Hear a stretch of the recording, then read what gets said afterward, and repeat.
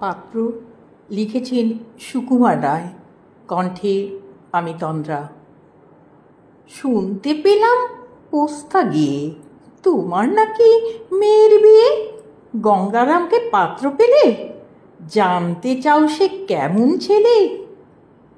মন্দ নয় সে, পাত্র ভালো, রং যদিও বেজায় কালো। তার উপরে মুখের গঠন অনেকটা ঠিক প্যাঁচার মতন। বিদ্যে বুদ্ধি বলছি মশাই, ধন্যী ছেলের অধ্যাবসায়। 19টি বার মেট্রিক এসে ঘায়েল হয়ে থামল শেষে।